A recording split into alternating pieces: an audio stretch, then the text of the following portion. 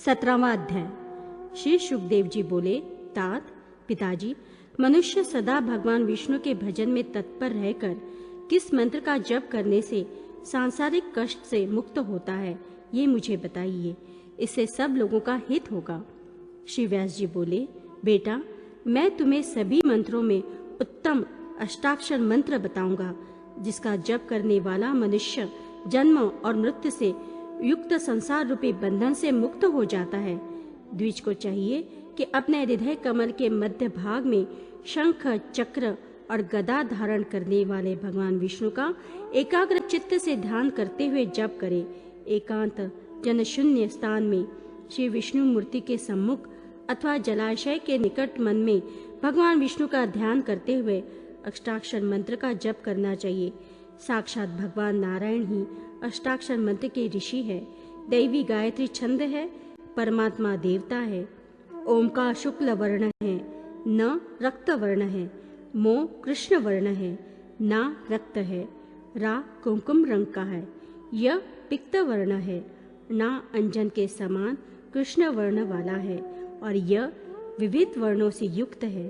ता यह ओम नमो नारायण मंत्र समस्त प्रयोजनों का साधक है और भक्ति पूर्वक जप करने वाले लोगों को स्वर्ग तथा मोक्ष रूप फल देने वाला है। ये सनातन मंत्र वेदों के प्रणव सारभूत अक्षरों से सिद्ध होता है। ये सभी मंत्रों में उत्तम, श्री संपन्न और संपूर्ण पापों को नष्ट करने वाला है। जो सदा संध्या के अंत में इस अष्टाक्षर मंत्र का जप करता हुआ भगवान नारायण का स्मरण करता है, वह संपूर्ण पापों से मुक्त हो जाता है। यही उत्तम मंत्र है और यही उत्तम तपस्या है। यही उत्तम मोक्ष तथा यही स्वर्ग कहा गया है। पूर्व काल में भगवान विष्णु ने वैष्णव जनों के हित के लिए संपूर्ण वेद रहस्यों से ये सारभूत मंत्र निकाला है। इस प्रकार जानकर ब्राह्मण को चाहिए कि इस अष्टाक्षर मंत्र का स्मरण जप करे। स्नान करके पवित्र होकर शुद्ध स्थान में बैठकर पाप शुद्धि के लिए इस मंत्र का जप करना चाहिए। जप, दान, होम, गमन, ध्यान तथा पर्व के अवसर पर और किसी कर्म के पहले तथा पश्चात इस नारायण मंत्र का जप करना चाहिए। भगवान विष्णु के भक्त श्रेष्ठ द्विज को चाहिए कि वह प्रत्येक मास की द्वादशी तिथि को पवित्र भाव से एकाग्र चित्त होकर सहस्त्र या लक्ष्य मंत्र का जप करे।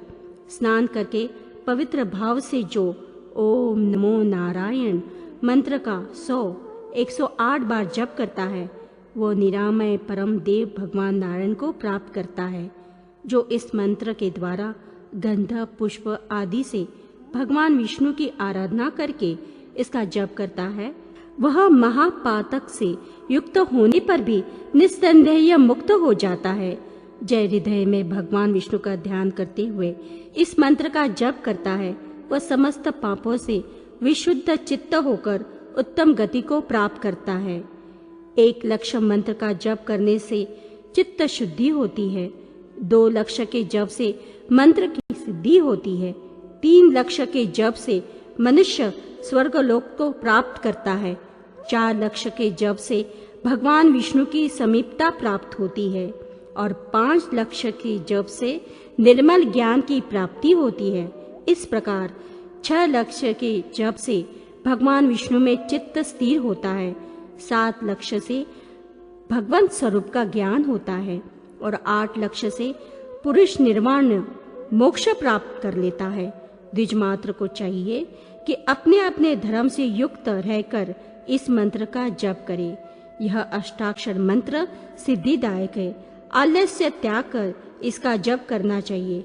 इसे जप करने वाले पुरुष के पास दुस्वप्न, असुर, पिशाच, सर्प, ब्रह्म राक्षस, चोर और छोटी मोटी मानसिक व्याधियां भी नहीं फटकती हैं।